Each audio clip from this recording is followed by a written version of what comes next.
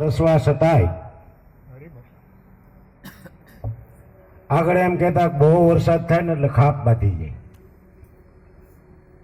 12-15 inch જેવો પડી ગયો હોય ને ધબડવાટ છેલ્લા વાયા નદીઓ બધું એ ગયું હોય પણ વાવણી ન થાય. કેલા એટલો બધો વરસાદ થયો અને વાવણી ન થાય એવું બને, પણ કે પવન બહુ હતો ને એટલે ખાપ બાંધી ગઈ. એમ આપણા જીવનની અંદર સદગુરુ મળે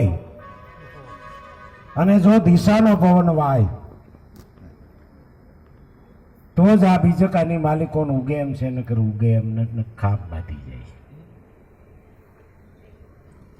જ્ઞાનવાણીનો તો તમે જો વાત કરો તો સવારના 5:30 વાગ્યાથી તમે ઉઠો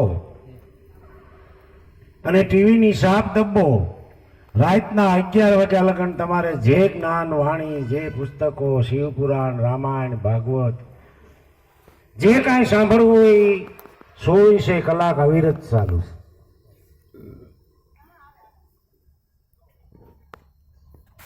આટલું બધું આ ખૂબ વરસાદ કહેવાય ગામ જ્ઞાનનો,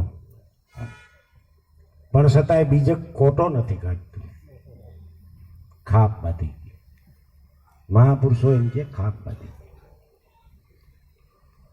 નકા આવા મોટા પુરુષો જે આપણા સમયની માલિકોના વીરપુરની અંદર માનો કે મસ્તરામ બાપુ આવ્યા અને મસ્તરામ બાપુનું આ વાવેતર એમને ગુરુ જસવંત સાહેબ મળ્યા.